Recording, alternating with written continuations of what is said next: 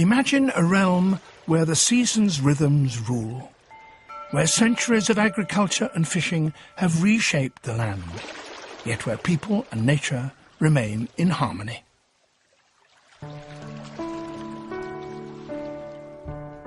Sangoro Tanaka lives in just such a paradise. At 83, he's a guardian of one of Japan's secret water gardens.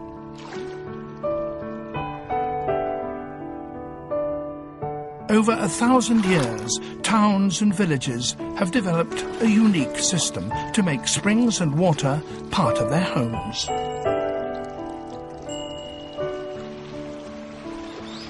From inside their houses, the stream pours into Japan's largest freshwater lake, near the ancient capital of Kyoto.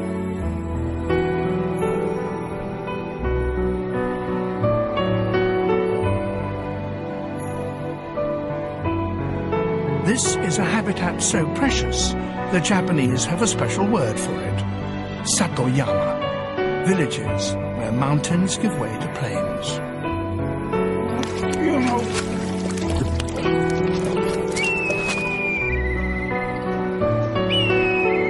Are exceptional environments essential to both the people who maintain them and to the wildlife that now share them.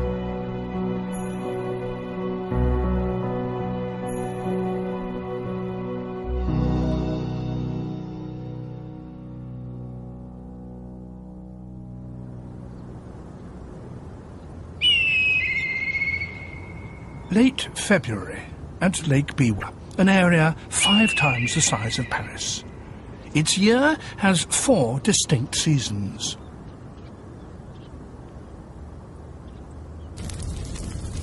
Reeds, desiccated by winter winds, feel the heat of spring. They are all that remain. The rest have gone to make roofs or screens. Flames consume both pest and weed. The ash will prove a powerful fertilizer.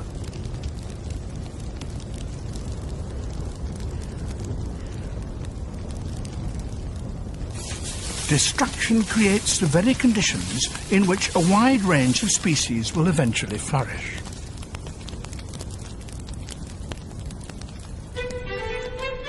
By April, new shoots sprout. The fire and smoke have provoked new growth. Spring puts on its new coat.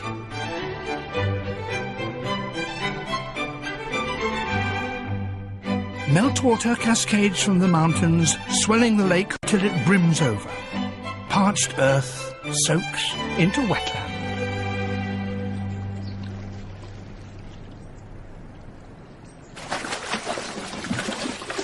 Sudden sounds split the still of the day.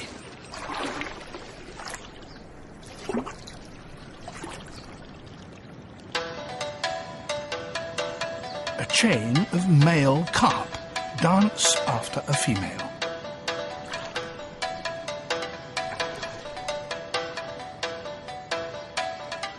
Some are longer than a man's arm, but she's bigger still, heavy with eggs. She releases her eggs, up to 200,000 of them, and the males race to fertilize them.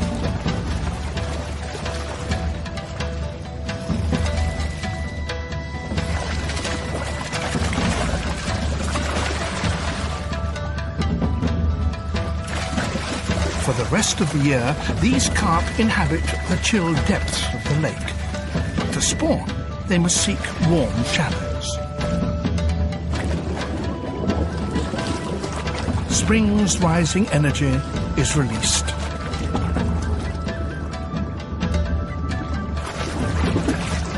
Over 200 carp crowd here today.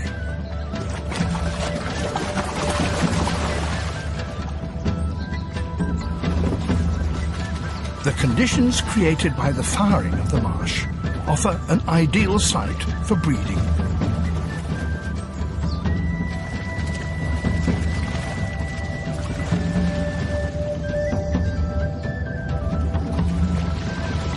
There are only only a few days a year, when so many fish throng here.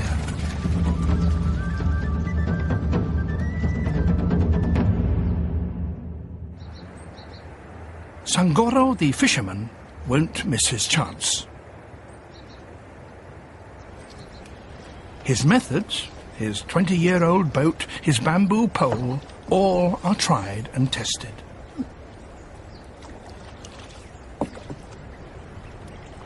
It takes years to really master the art of punting.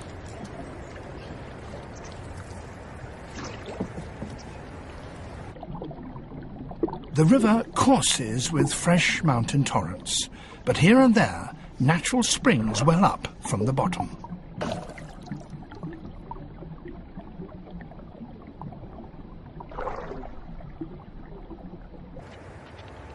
The marsh is a maze, but to Sangoro it's as familiar as his garden. He has some 50 traps set in various corners.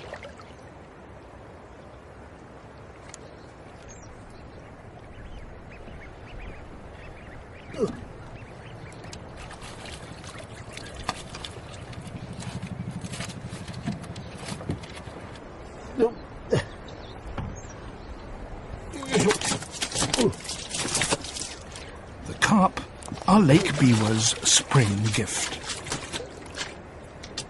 Sangoro only fishes from March to June, when the shoals retreat to the lake. He uses a simple snare of traditional materials. There's not even any bait.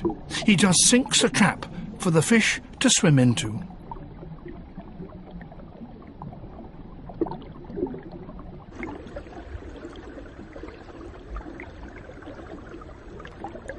His haul includes other fish as well as carp, as they all flock to spawn in the shallows.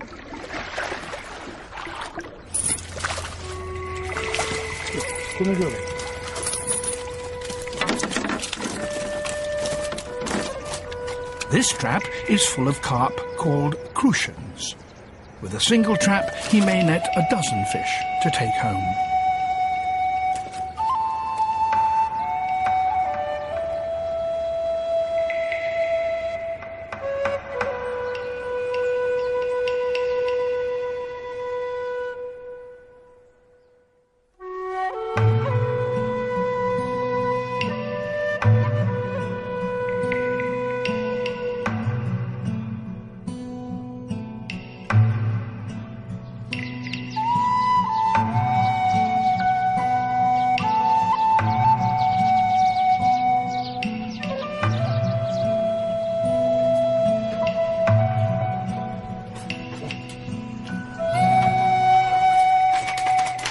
As soon as Sangoro returns, he prepares the fish for the table. The catch is usually sold or cooked for supper that evening. But today he's preparing funazushi. Funazushi is believed to be how sushi first started, perhaps 1,000 years ago. It's salted and fermented crucian carp and rice. It smells sour and takes a long time to make. First, salt your fish. Stand for 3 months. Mix with boiled rice to ferment. Leave another 6 months. The ingredients, rice and fish, are the key items of the Japanese diet.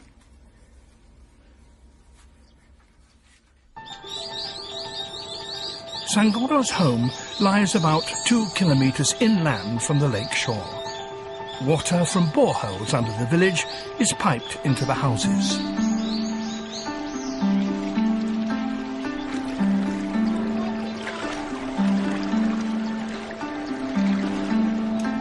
After it's been used, the water passes into a man-made stream.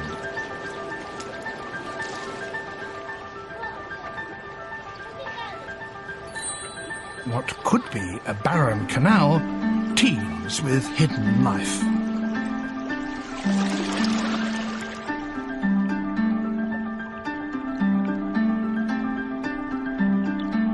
As spring gives way to early summer, aquatic plants reach for the sun. This one takes its name from the tree flower it resembles, the plum flower underwater buttercup.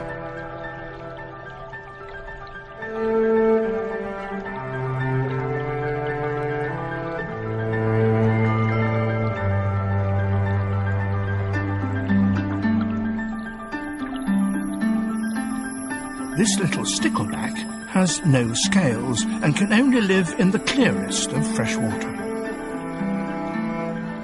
It normally prefers cold northern currents. This is the furthest south it's found.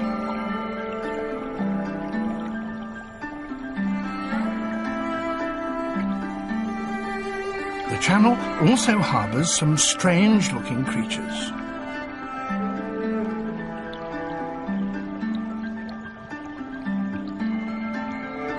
Brook lampreys, primitive jawless fish that resemble eels. A river crab discovers just how slippery lampreys are. The channel through the village is home to creatures large and small.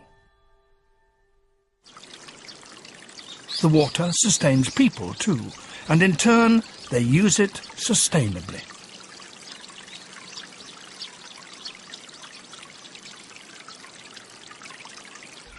Each home has a built-in pool or water tank that lies partly inside, partly outside its walls. In the pool lounge friendly, ornamental carp. A continuous stream of spring water is piped right into a basin, so fresh water is always available.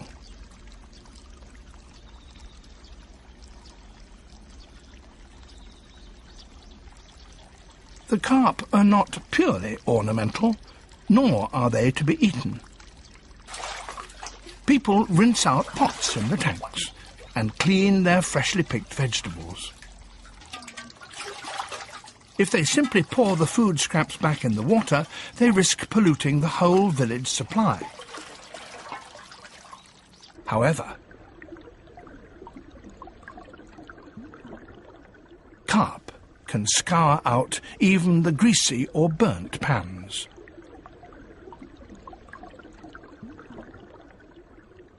They do the washing up in Satoyama villages.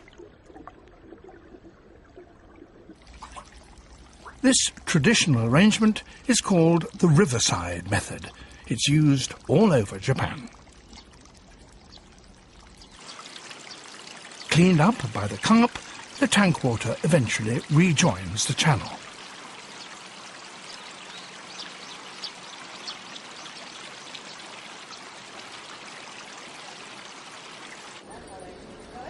For some wildlife, the man-made creek provides an ideal place to raise young.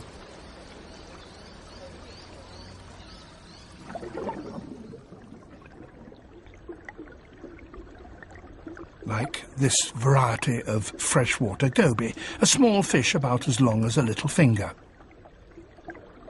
The villagers call it the tiny mud crawler.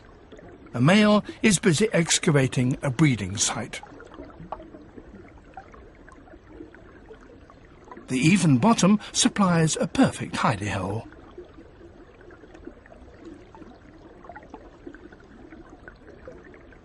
As always, the best locations are highly sought after. Here comes another male. He'd like to move in. And he's prepared to fight for it.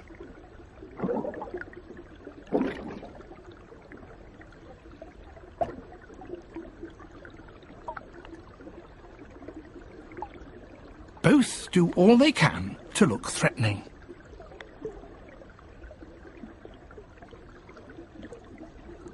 Opening their mouths and erecting their dorsal fins to look bigger.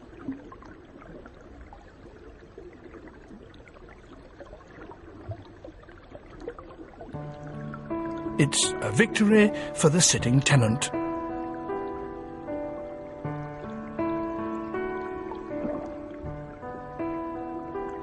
There's another goby behind him.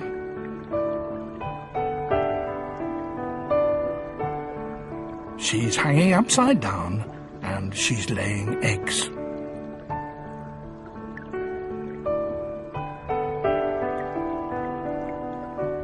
The victory over the den gave her a place to spawn in safety.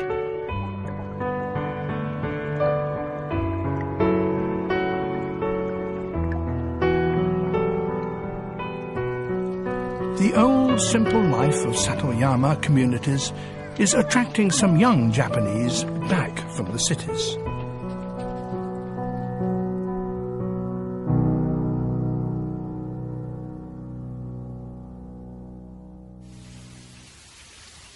It's June, 4 months after the hungry flames licked the air. Reeds that rose from the ashes now reach overhead. The marshy landscape takes on its summer look.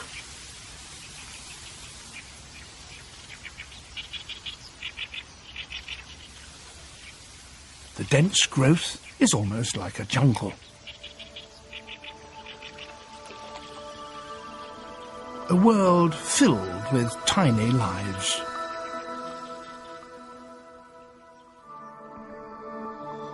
Each single reed stem is a microcosm.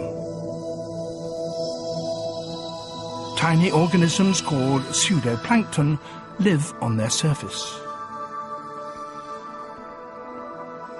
Forests of tentacles reach out to seize organic material.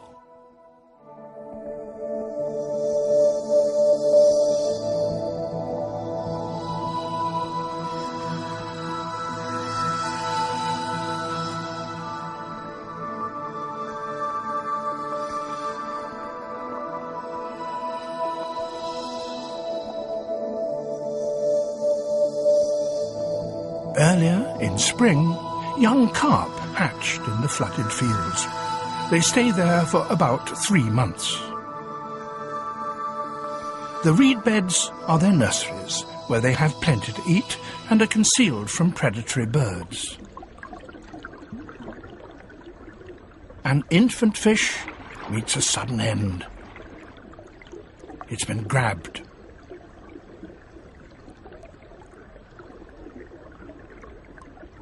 The attacker is the larva of Japan's largest dragonfly.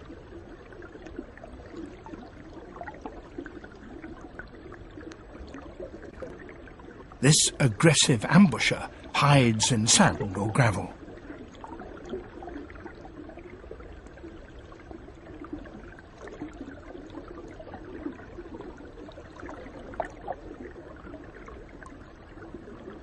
Only its head protrudes as it lies in wait for its prey.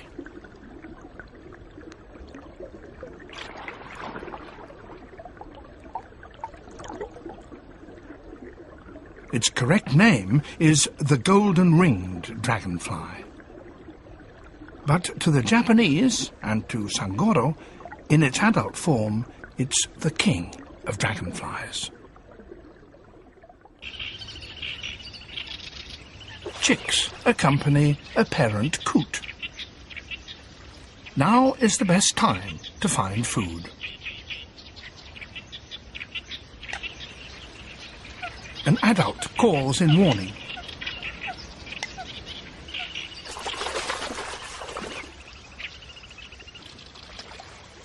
The cause, the coot's number one enemy, a weasel, egg thief and baby coot snatcher. A narrow escape. Waterfowl have to guard against foxes and snakes too. For safety, grebes make floating fortresses anchored to firmly rooted plants.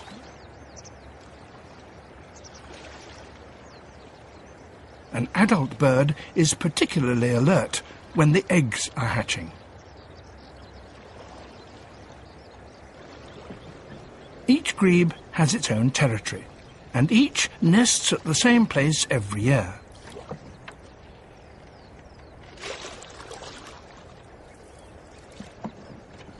Here comes Sangoro. The birds know him already. This is his regular route.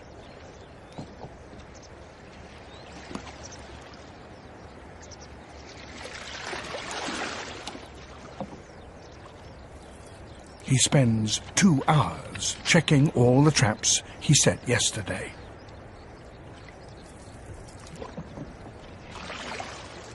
His work done, Sangoro returns to the landing stage.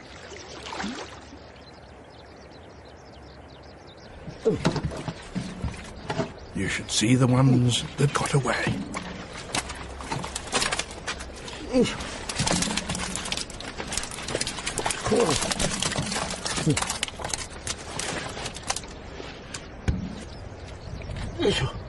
Turning muddy banks into reed beds has paid dividends. He has nearly 50 fish in all, of 8 different types.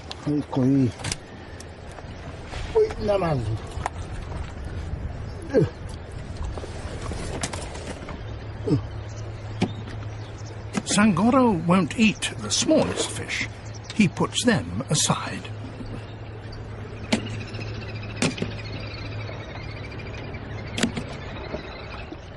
He will share his good fortune. This grey heron knows what will happen next. Sangoro finishes cleaning out his boat, and another pair of eyes watches his every move. Each fishing season, this kite pays Sangoro a visit. When Sangoro leaves, the grey heron doesn't wait any longer. It's happy to clear up.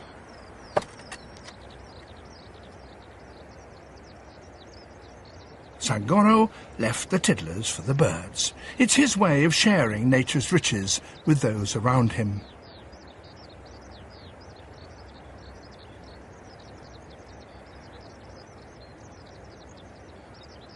And they are only too pleased to take part.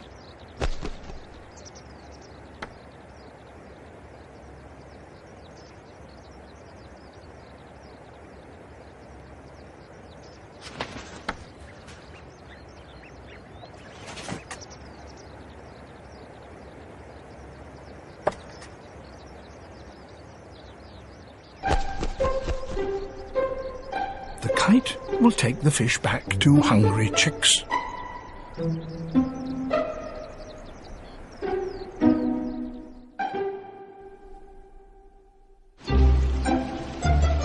Where the village houses crowd most closely together, above a garden, a lone pine towers. On a branch is a large nest.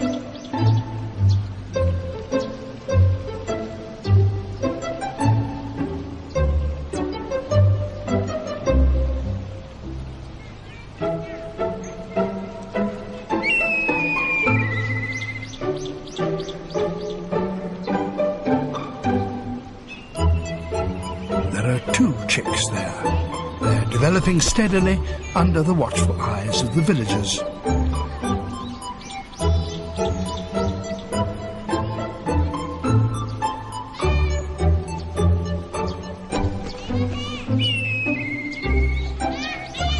Sangoro's gift is a token of the village's close ties with wildlife.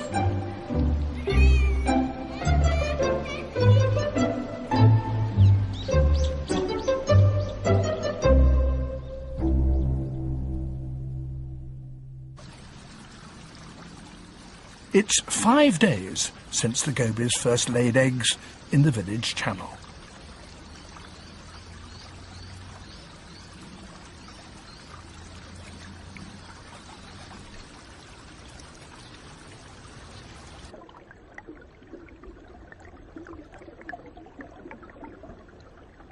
The male is still around. He's very protective, keeping predators away and taking great care of his offspring.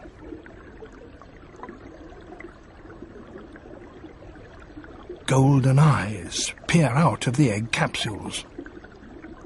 They're ready to break out.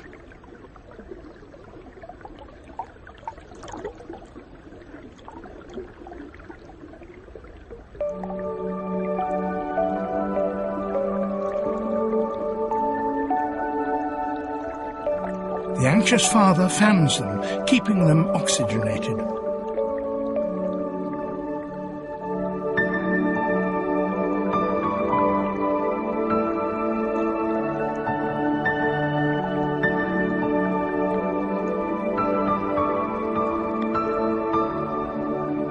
The newly hatched young are barely the size of a match head. Tiny as they are, they're about to embark on a journey.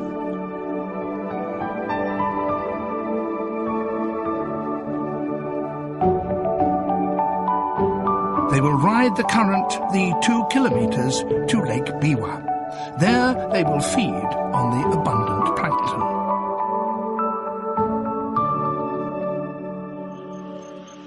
At the same time, another new life is about to undergo a striking change.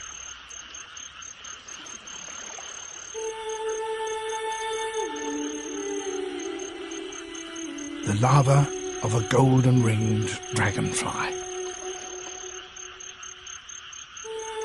In the dark, hidden from predators, it quietly begins its metamorphosis.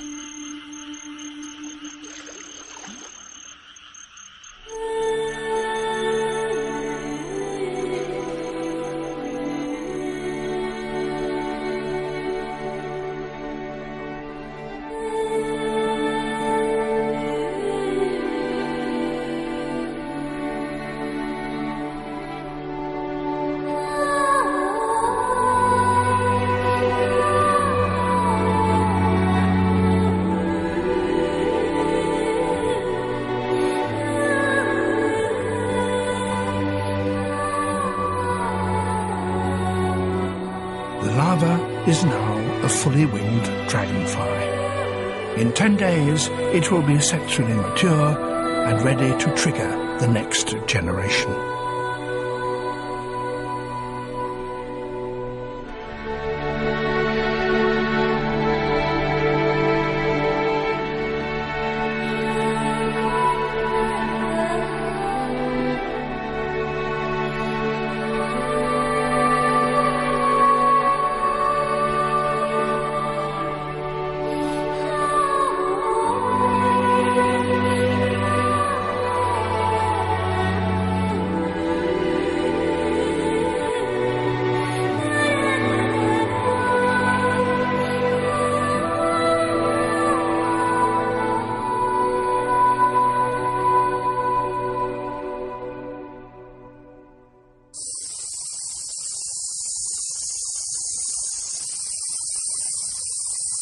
In the sticky heat of mid-July, villagers gather.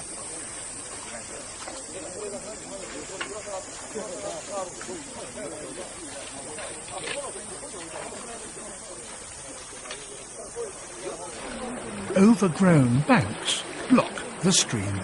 Time to clear the water plants. 20 families band together for their part of the channel. For the villagers, it's a welcome task their ancestors carried out for hundreds of years. For the fish in the creek, it's a huge nuisance. Flushed out of the shady vegetation, they seek refuge elsewhere.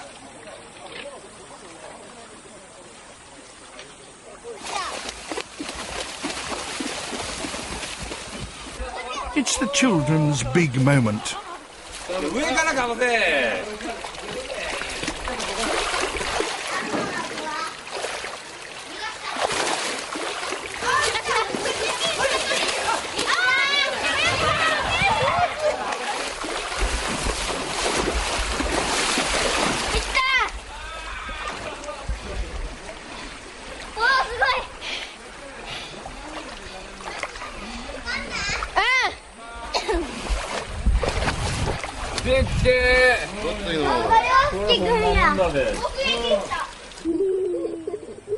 With wild creatures so close, children experience nature directly. Fish and birds are an everyday part of their lives.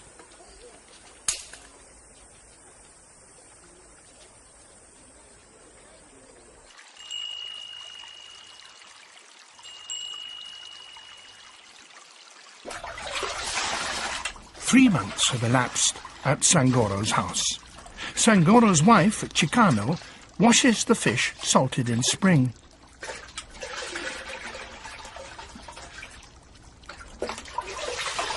Next, she will bury them in rice.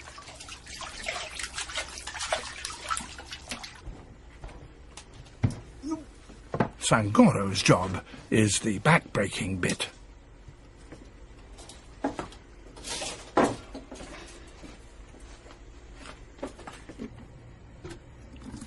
First, they lay out the fish evenly. Then they cover them. They build up several layers.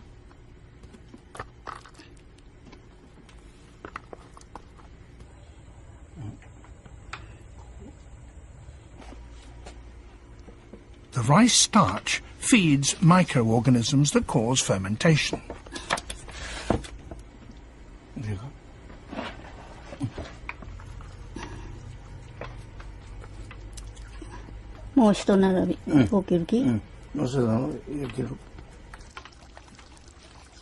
With nature's blessing, the funazushi will be good again this year.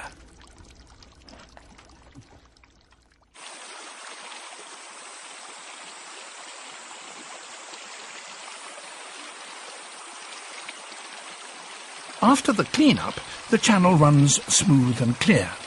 Small fry are encouraged to return.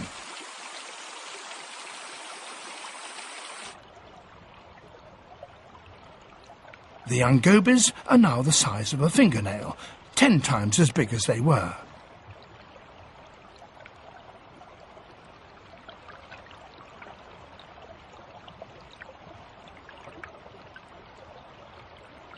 The hatchlings from the village have spent 2 months feeding on Lake Biwa's planktons.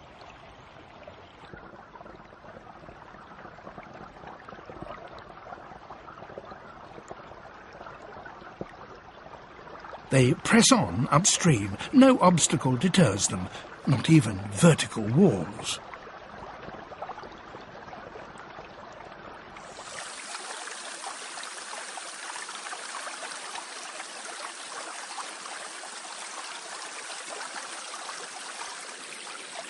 Inland, the channel narrows, and ahead lies something only too keen to greet them.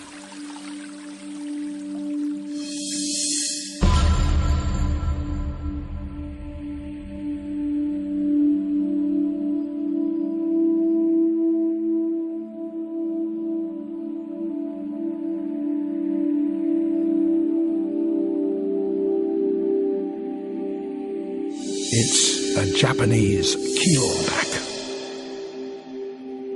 It feeds on fish, which is unusual for terrestrial snakes.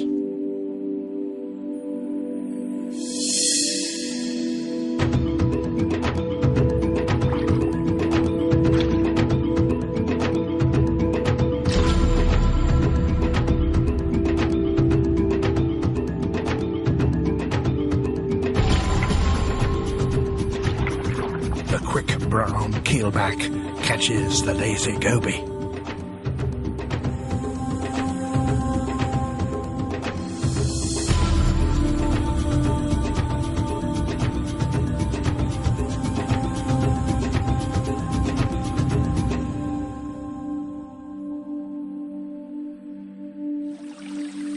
Those who escape continue their travels upstream.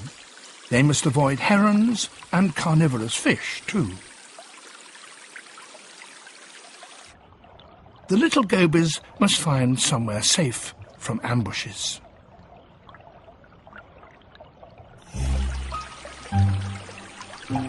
They bump into a row of fence posts. Inside are carp, which won't attack them.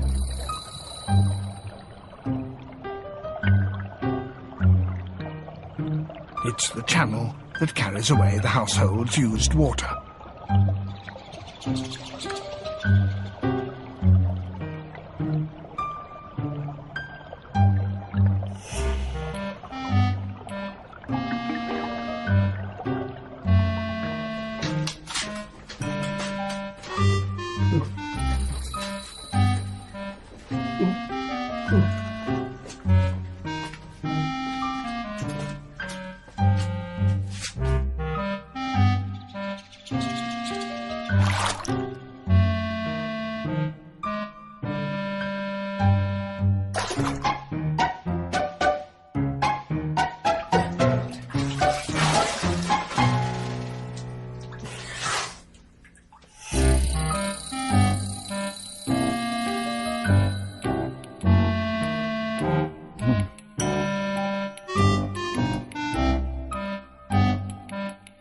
Sangoro's pool offers the young goby sanctuary, even if he will have to do the dishes.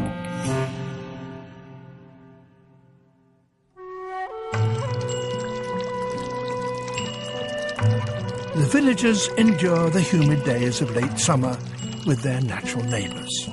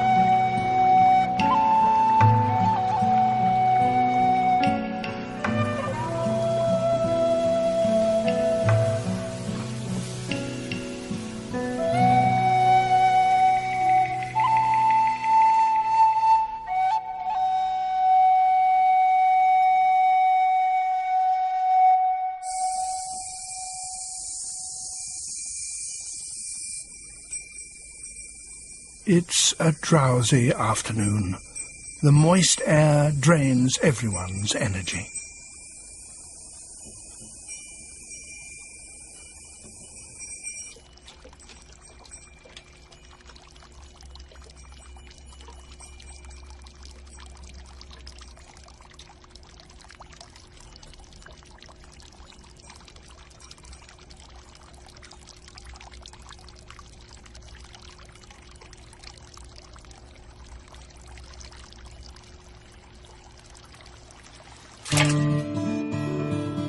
The temperature of the spring water in the house pools remains a constant pleasure.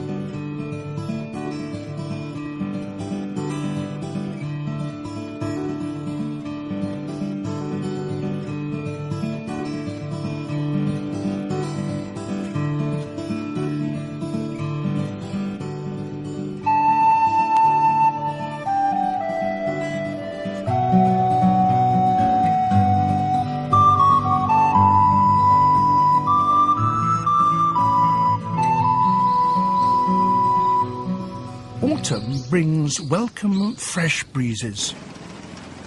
It's time to gather rice, the staple food of the Japanese. As the rice dries in the autumn sun, the smell of hay spreads across the fields.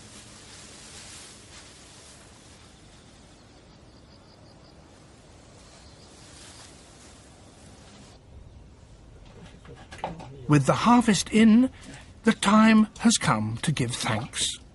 Sangoro picks 2 live fish from the house pool.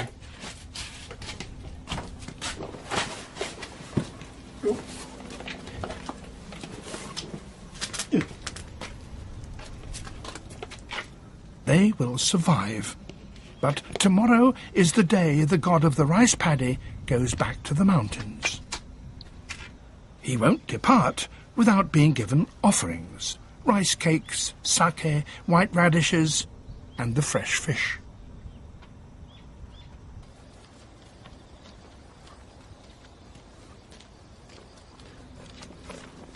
Sangoro believes that the god of his rice paddy will eat before leaving.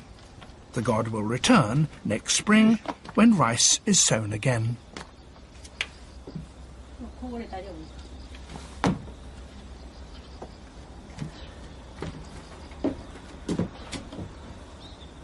Each element in nature has its own god. Every tree, rock and stream.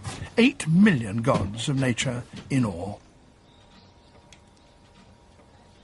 Prayer and ritual express Sangoro's gratitude. He's almost totally self-sufficient, thanks to the gifts of nature.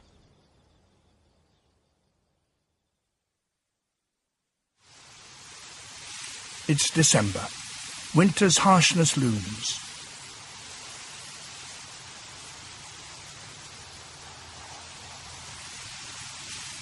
Bitter winds start to gust from the lake. Sturdy green gives way to brittle gold. 9 months have passed since the scorched earth sent out shoots.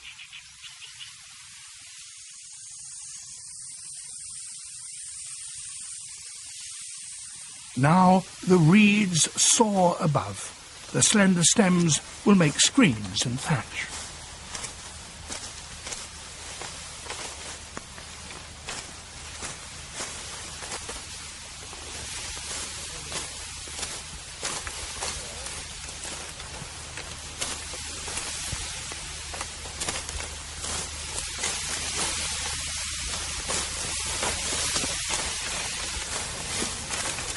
The farmers cut carefully.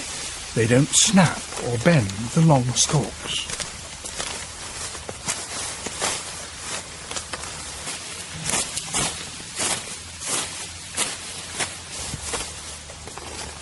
Practice has made them perfect.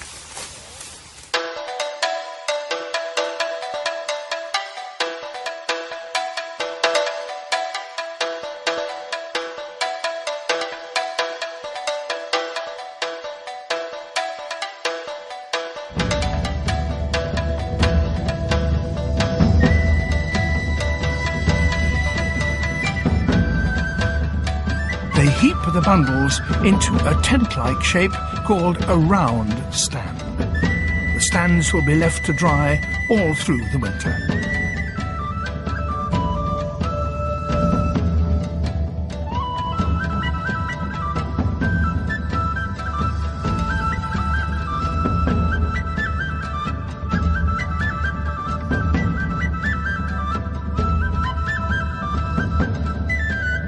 The stands are visible reminders of the close connection between the farmers and the environment they have created.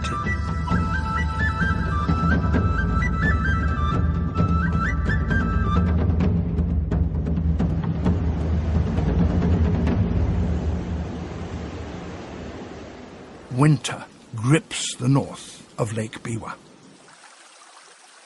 But even snow can't totally erase the traces of spring. In Sangoro's house, the local delicacy is finally ready.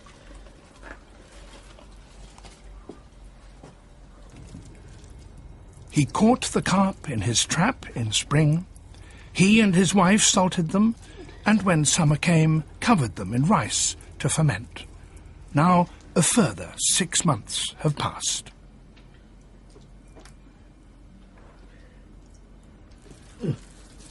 They will eat both fish and rice. Inside is more evidence of nature's bounty. The orange eggs.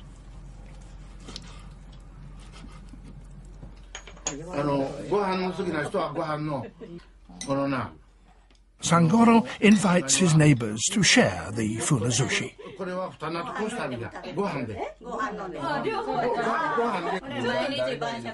After half a year of maturing, the fish has a sour taste of cheese. Slow food that is endlessly satisfying. Preparation, preservation, and finally, appreciation. The precious pleasures of people living close to nature.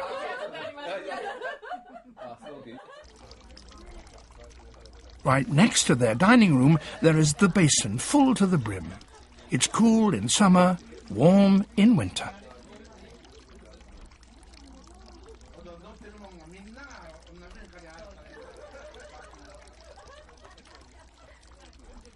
The Japanese describe tight-knit relationships as being as close as water and fish, intimate and inseparable. Like the pool and its little refugee.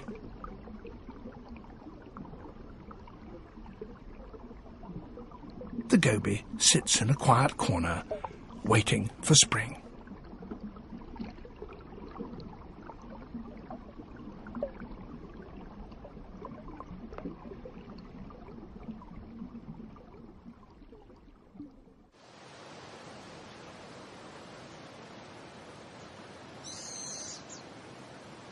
March finally comes round again.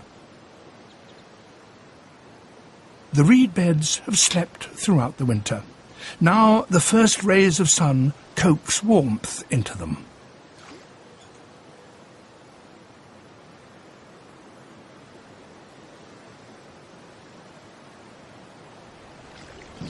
Once more, the silence yields to sounds of life.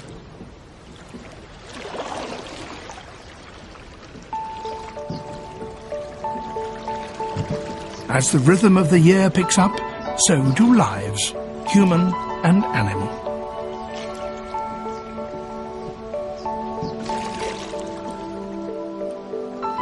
The Japanese have another saying: water comes, the fish live. They mean that when the right time comes, everything will be fine.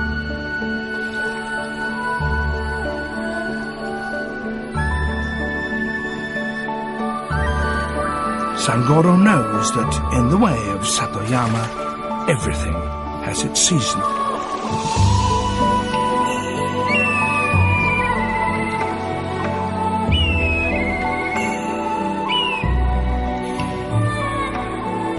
Together, Satoyama people and nature weave life into a seamless fabric, blessed by water circling on its journey without end.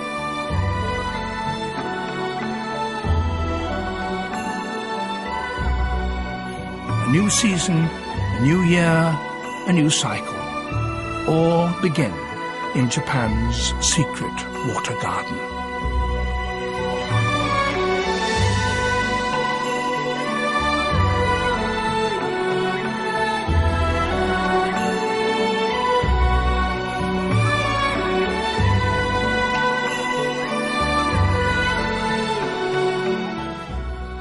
Natural World returns with a new series in the autumn.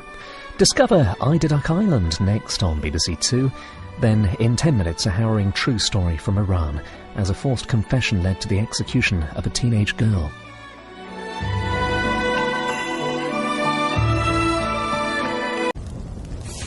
Destruction creates the very conditions in which a wide range of species will eventually flourish.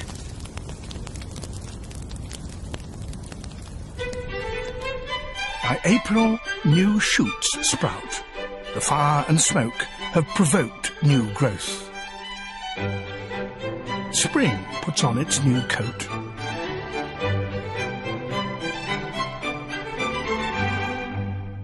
Meltwater cascades from the mountains, swelling the lake till it brims over. Parched earth soaks into wetland.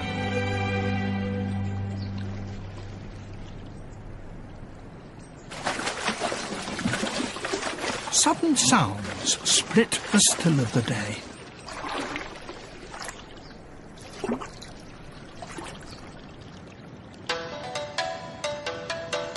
A change to make springs and water part of their homes.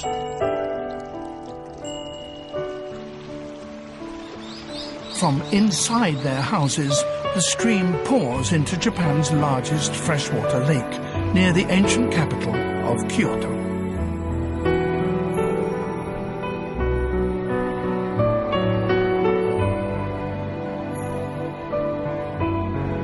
This is a habitat so precious, the Japanese have a special word for it: Satoyama, villages where mountains give way to plains.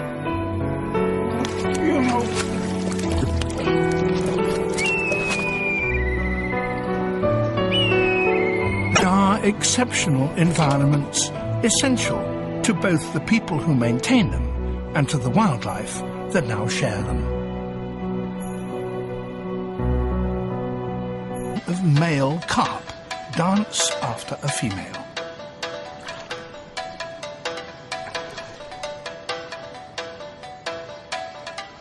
Some are longer than a man's arm, but she's bigger still, heavy with eggs.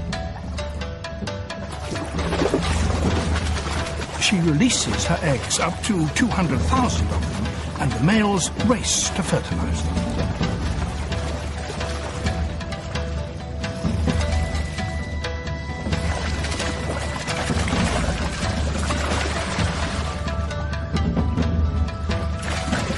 For the rest of the year, these carp inhabit the chill depths of the lake. To spawn, they must seek warm shallows. Spring's rising energy is released.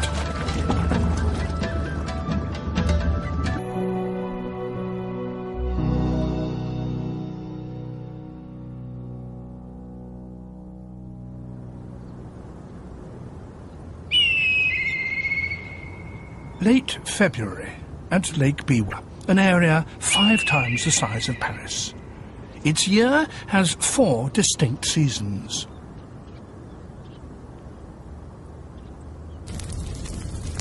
Reeds, desiccated by winter winds, feel the heat of spring. They are all that remain. The rest have gone to make roofs or screens. Flames consume both pest and weed. The ash will prove a powerful fertilizer.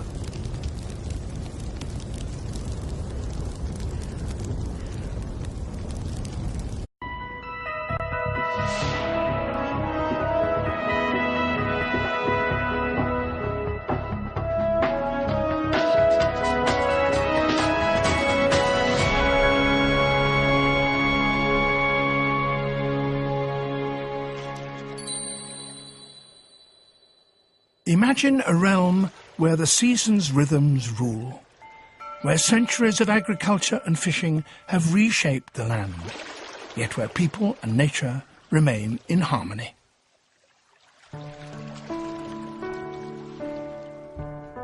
Sangoro Tanaka lives in just such a paradise. At 83, he's a guardian of one of Japan's secret water gardens.